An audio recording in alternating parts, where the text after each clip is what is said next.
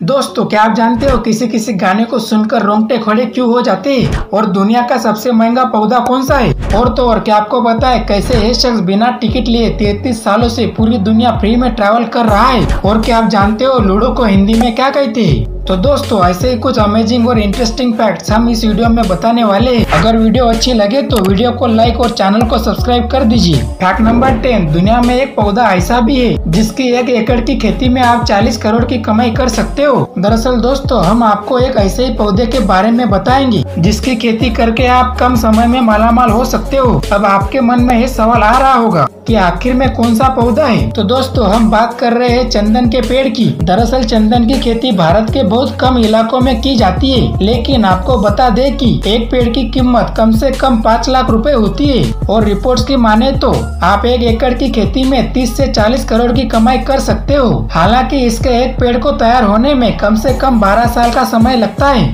Number 9, दोस्तों, क्या आपको पता है बर्गर को हिंदी में क्या कहते हैं? बर्गर सबसे ज्यादा पसंद किए जाने वाले फास्ट फूड में से एक है। बच्चा हो या बड़ा, हर कोई बर्गर बड़े चाव से खाता है और इसके बीचों बीच लगी आलू की पेटी स्वाद को 2 गुना कर देती है। लेकिन क्या आप जानते हो बर्गर को हिंदी में क्या कहते हैं? बड़े बड़े महारथी भी इस सवाल को सुनकर चकरा जाएंगे। तो दोस्तों, आपको बता दे कि बर्गर को हिंदी में बर्गर ही कहा जाता है। वहीं उत्तर प्रदेश के कुछ शहरों में इसे पाव पेटीज भी कहा जाता है। पाव से बने होने के कारण इसे पाव कहा जाता है। नंबर 8, ये दुनिया के सबसे 5 छोटे देश जिनकी पॉपुलेशन बहुत कम है। तो पहले नंबर पर आता है दुनिया का सबसे छोटा देश वेटिकन सिटी। यहाँ की जनसंख्या केवल 451 लोगों की है। और टोकेलाउ दुनिया का सबसे छोटा दूसरा देश है। इसकी जनसंख्या केवल 1400 है। वहीं दुनिया का सबसे छोटा तीसरा देश टुवालू है। इस देश की जनसंख्या 9893 लोग है। और दुनिया का चौथा सबसे छोटा देश पल्लाव आता है। इसकी कुल जनसंख्या 21,097 है। और 5वें नंबर पर आता है सैन मैरिनो। इस देश की कुल पॉपुलेशन 31,595 है। नंबर 7, यह शख्स 33 साल से पूरी दुनिया फ्री में ट्रैवल कर रहा है। इस शख्स ने 33 साल पहले एक नामी एयरलाइन से एक लाइफ टाइम पास खरीदा था जो उसे अभी तक फायदा पहुंचा रहा है। उसने 37 मिलियन किलोमीटर तक का सफर तय कर लिया है।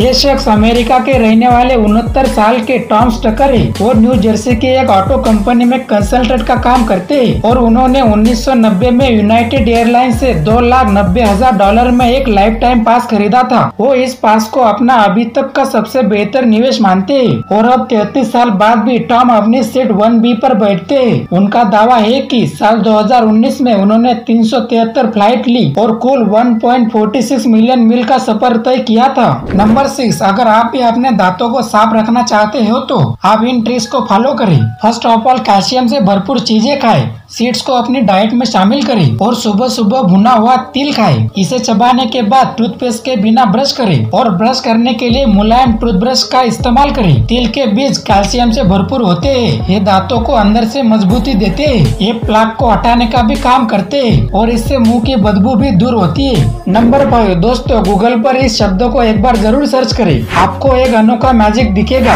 आज के समय में अगर हमें किसी चीज के बारे में जानना होता है तो हम गूगल का सहारा लेते हैं, क्योंकि इस सर्च इंजन पर हमें दुनिया भर की जानकारी सेकंडों मिनटों में मिल जाती है। लेकिन आज हम आपको एक ऐसे शब्द के बारे में बताने जा रहे हैं जिसे शायद आपने गूगल पर कभी सर्च नहीं किया होगा। इस शब्द को करने पर आपको अनोखा मैजिक दिखेगा। अब दोस्तों, इस शब्द को लेकर आपके मन में तरह तरह के सवाल उठ रहे होंगे, तो हम आपको बता दें कि डू अ बैरल रोल अगर आप गूगल पर सर्च करते हैं तो आपको एक अलग मैजिक दिखेगा। तो दोस्तों, बिना देरी किए आप इस शब्द को गूगल पर सर्च करें और एक अनोखा मैजिक देखिए।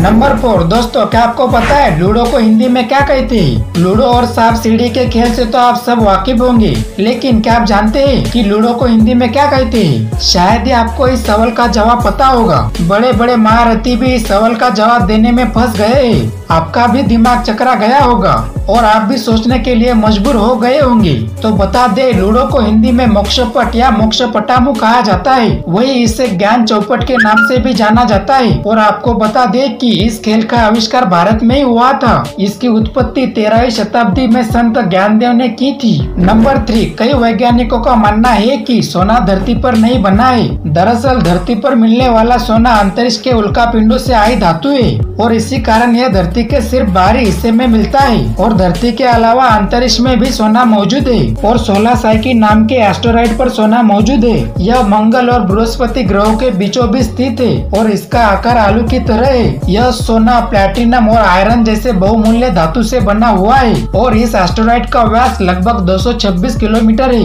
इस क्षुद्र ग्रह पर खासतौर से लोहे की भरपूर मात्रा है।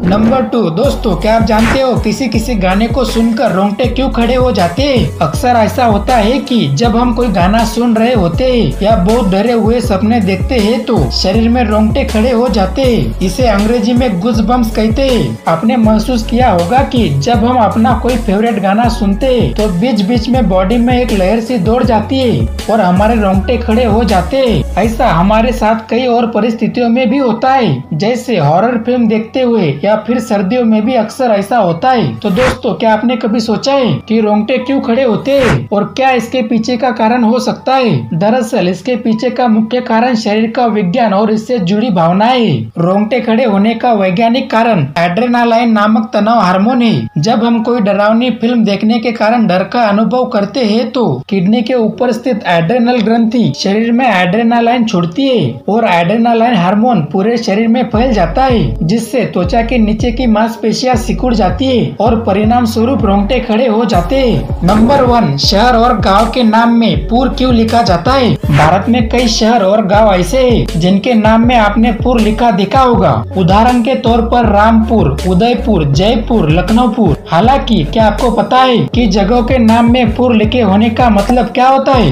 यह आज से नहीं बल्कि वर्षों से लिखा जा रहा है और हम इसे इसके पूरे नाम से ही बोलते आ रहे हैं। दरअसल पुर के मतलब की बात करें तो पुर शब्द का उल्लेख ऋग्वेद में मिलता है। यह एक प्राचीन संस्कृत शब्द है जिसका मतलब शहर या किला होता है। पुराने समय में राजा महाराजाओं की अलग अलग शहरों में अपनी रियासतें हुआ करती थी और ऐसे में अपनी रियासत को नाम देने के लिए कुछ राजा महाराजाओं द्वारा अपने या फिर किसी खास वस्तु के नाम के साथ पुर शब्द का इस्तेमाल किया जाने लगा था और शब्द के शुरुआत में खास चीज का नाम रखा जाता था और शब्द के आखिर में पुर शब्द को जोड़ दिया जाता था और इस तरह से उस जगह का नाम पड़ जाता था।